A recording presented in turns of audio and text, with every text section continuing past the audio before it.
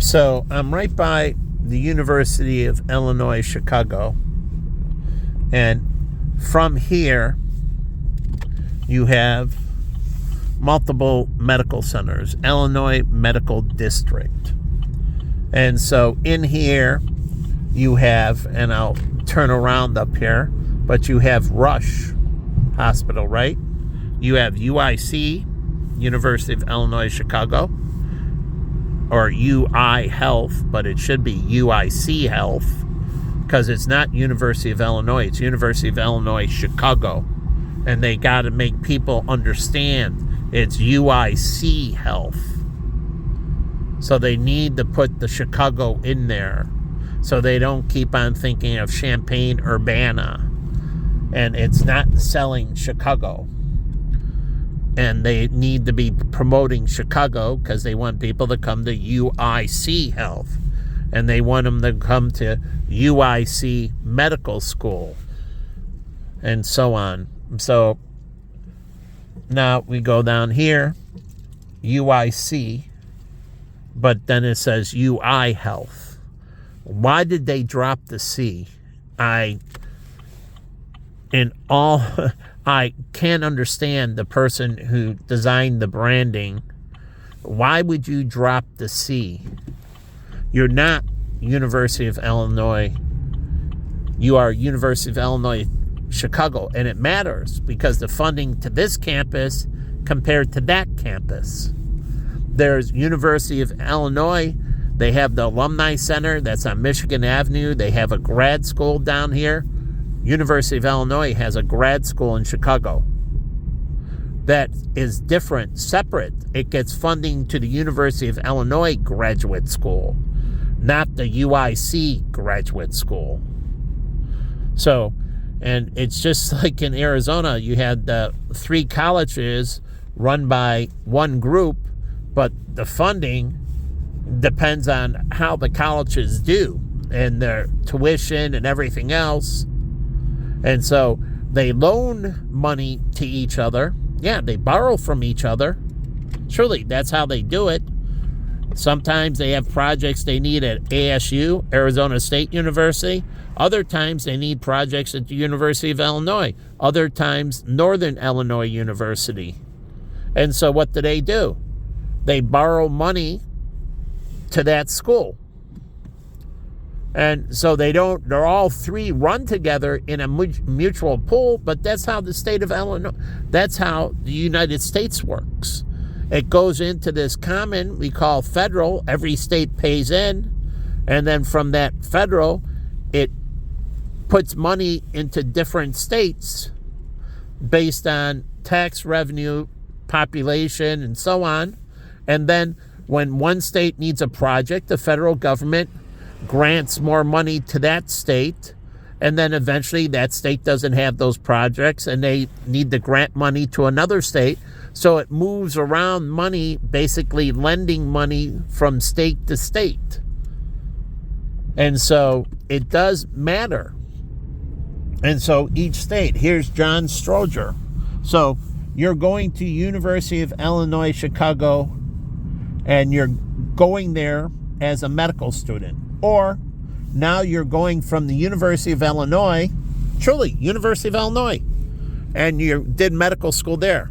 Now you're doing your residency in Chicago at UI Health, but UIC Health, and you're doing your residency at a totally different program, University of Illinois, Chicago Hospital. You're in Chicago, not Champaign. So then you have Rush down here.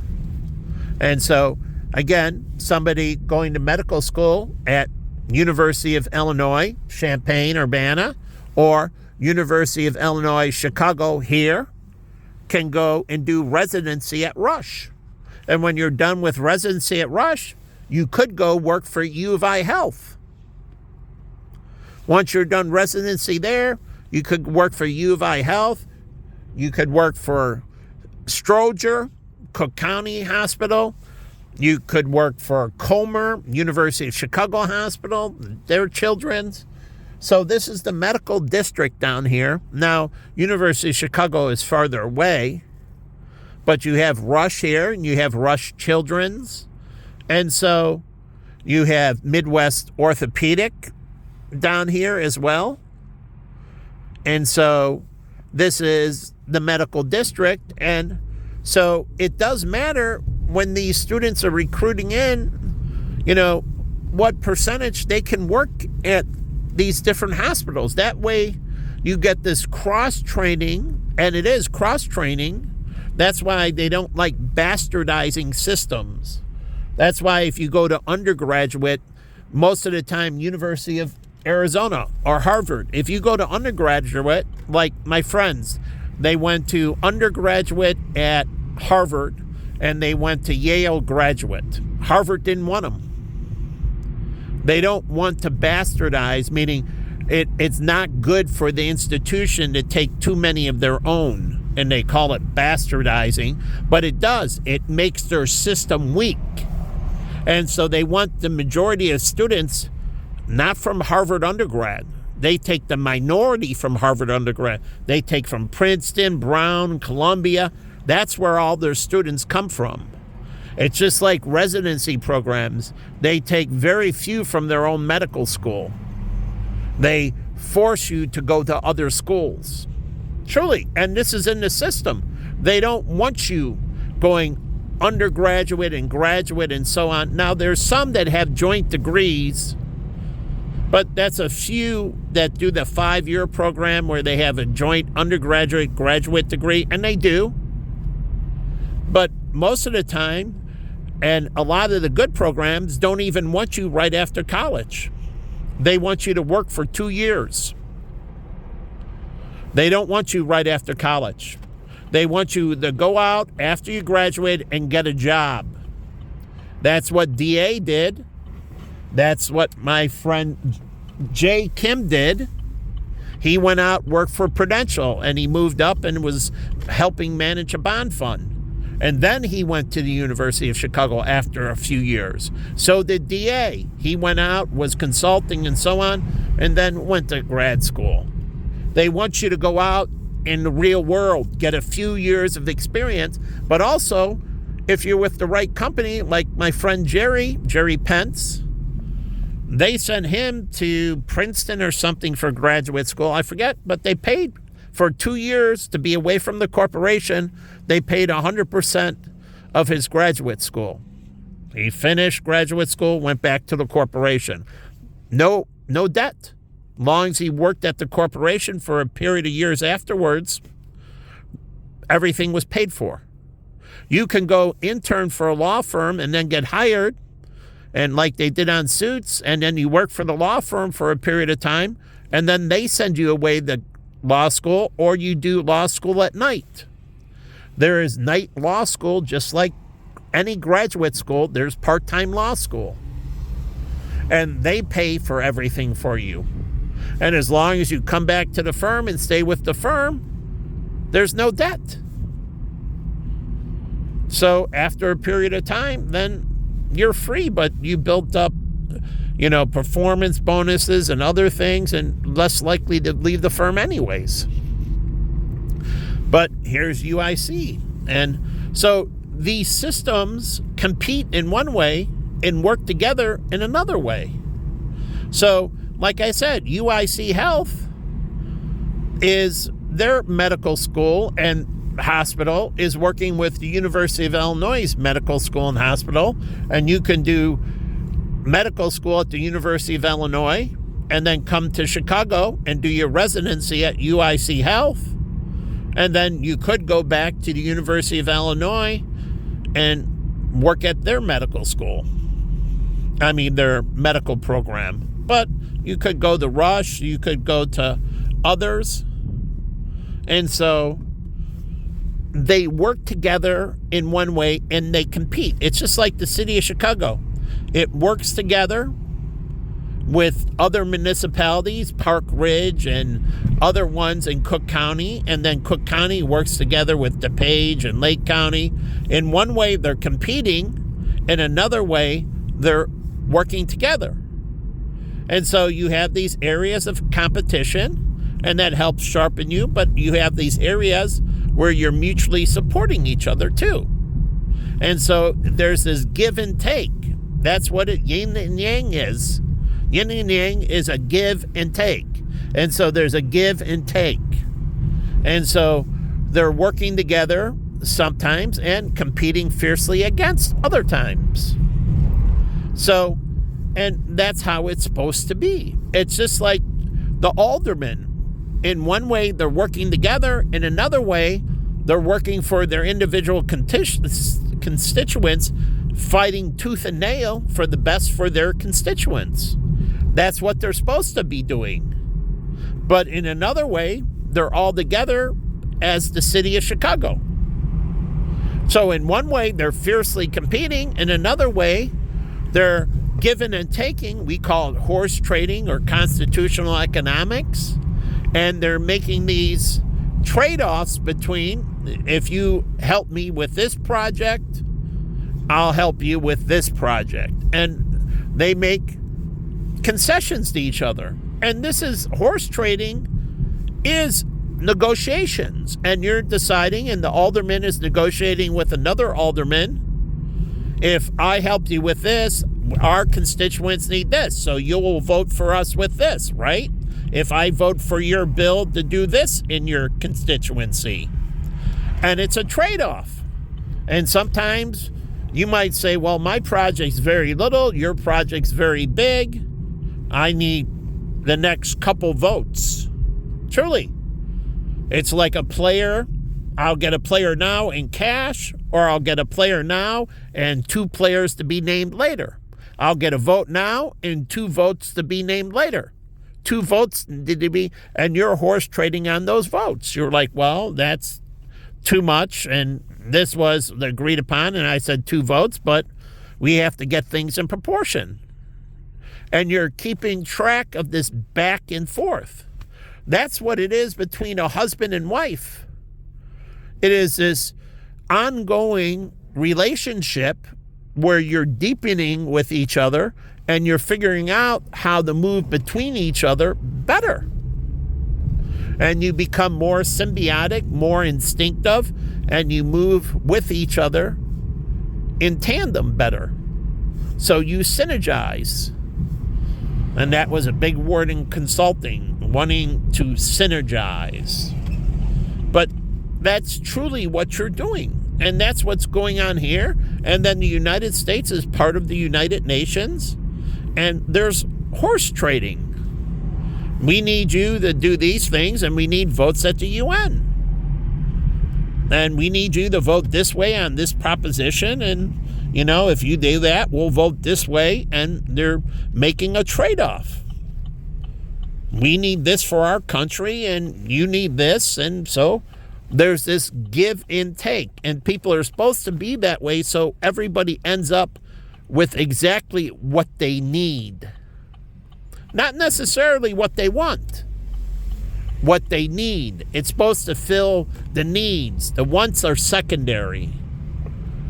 But the needs are primary. And they're supposed to be negotiating between each other, making sure they fulfill their constituencies' needs. So when they're in the United Nations, your ambassador is making sure that you're getting these concessions that are meeting the needs of your constituents, and your constituents are giving certain concessions to meet the needs of others so they can get what is more important. Do you need a port? Is that really big? Well, then they need a railroad.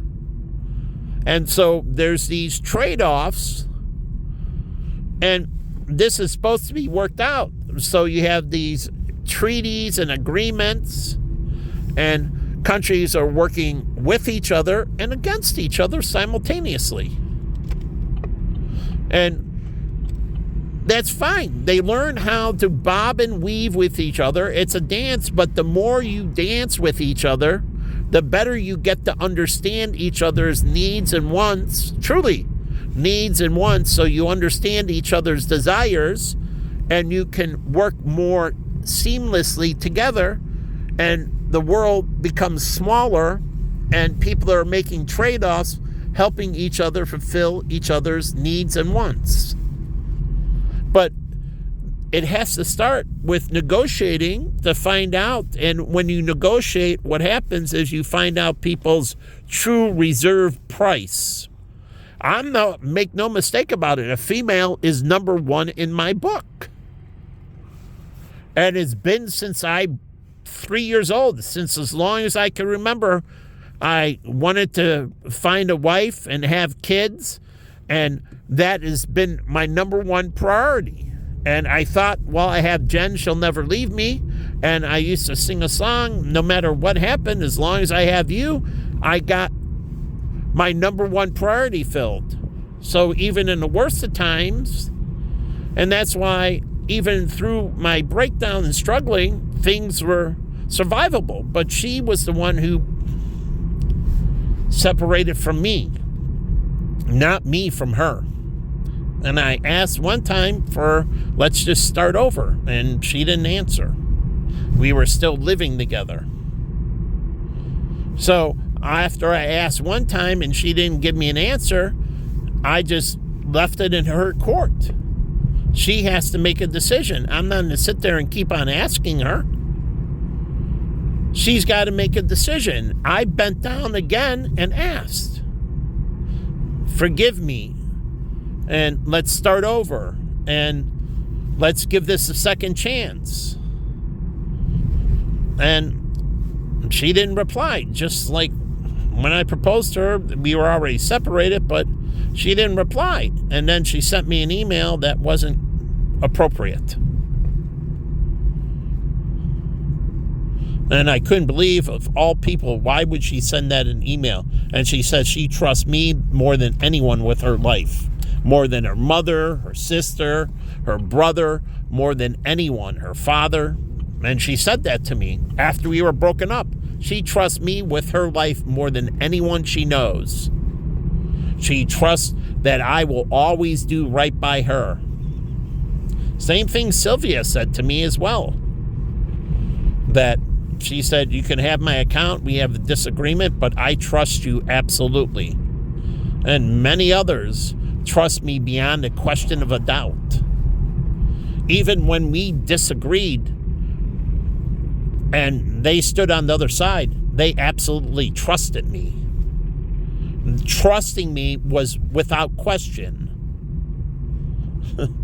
So, anyways, getting back into this thing, as the more you do this and the more you're together and you work out, like raising kids, and if you're together and you're discussing things and so on, the ebbs and flows you get to understand, and you're supposed to be talking about the decision and what happened after the decision and how did it go and so on. Like anything, you're supposed to do a recap, and then the next time you do a little bit better and better, and your decision making gets better and better as the child grows. You make better and better decisions with the child. Your worst decisions are going to be when they're very young, but those are decisions that can't really hurt them when they're newborns and that. Maybe a feeding or changing the diaper or something like that. The decisions are very minor, and this is why God created us in this system not fully grown. So you make small mistakes early on that can do very little damage.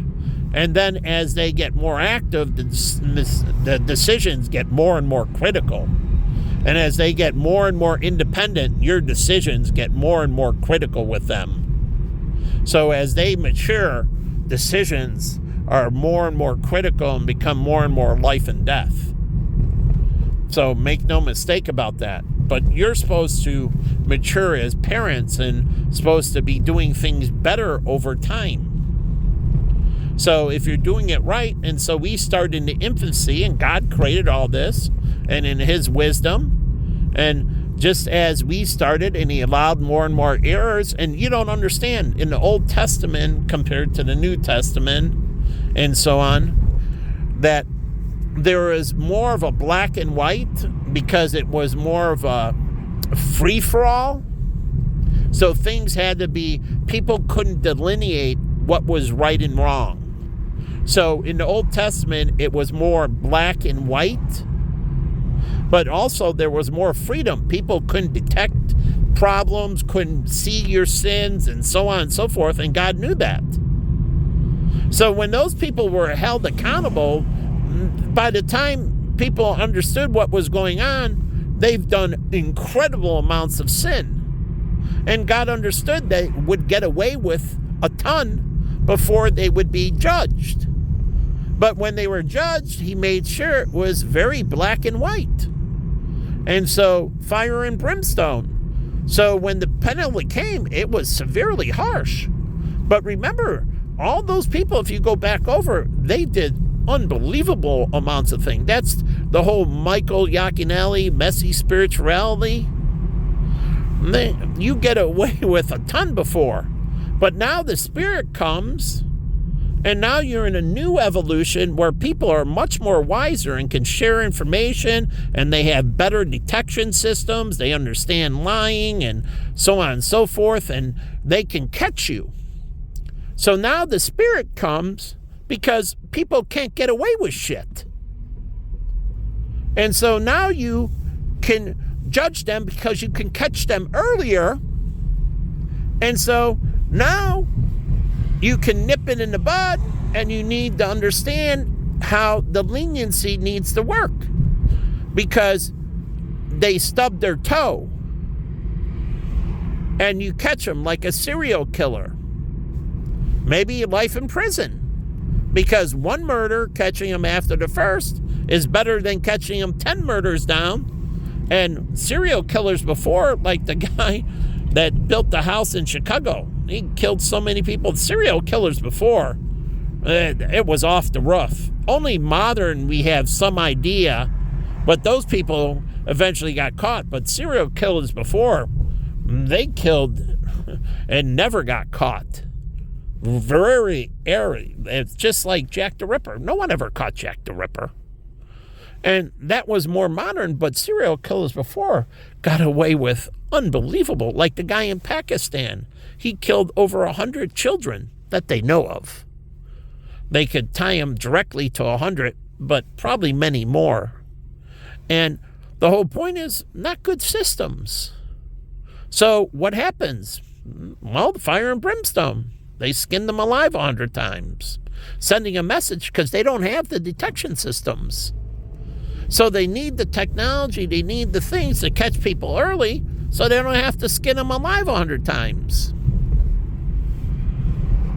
So this is the evolution of things. So you catch things earlier, and the punishments are less, and the Spirit is supposed to help you guide them in rehabilitation. How to punish them, but not end them. And so you need to balance that off. That's what the spirit of the law is about. How do you make this a correctional system now that you can catch people much earlier? Like planning a murder. We can catch people premeditating murder, right? And we can catch them early, and just like the guy was in do the bombing and caught him, but no one ever got hurt. And you can put him in, and then he gets parole in the future, but you have to make sure he's out and he's reformed. If not, he goes to a mental health institution. If he's not reformed, you can't release him into society. Then they have to go to a mental health facility, and they have to get him, and maybe he never gets out of the mental health facility because he never reforms. So be it. But you can't release them on society unless they're totally reformed. And so you do your best job at making sure they're as reformed as possible, because you can't dump them on society anymore. So then they go to a mental health, and it doesn't matter what they're in for. Once they're done with the sentence, if they have to be deemed fit for society, and if they're not deemed fit, then you can't put them back in society.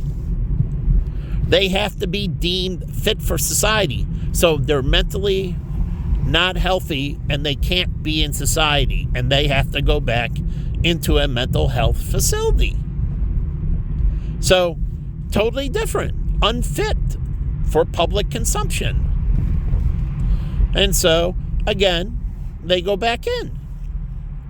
They go from prison to the mental health, because now it's not about serving a sentence for punishment. It's totally about just rehabilitation. And once they're deemed mentally competent, that they're no longer a threat to society, then you can release them back into society. But you're doing the best you can. No more dumping people out. Just because they served their sentence doesn't mean they're fit for society. Now they have to have a mental health evaluation and see if they're not going to be a predator again. Because whether it's a serial criminal or pedophile or whatever, you have to deem them fit for society, and that's a mental health issue. And so they'll have to be deemed fit for society. And if they're deemed fit for society, then they can be released. But they still have to be monitoring that over a period of time to make sure they're on course. Truly, they stay on course. They're on course and stay on course. And that's a beautiful building. I don't know what building it is, but it looks beautiful. So it's by Rush. But again, this is whole spirit of things.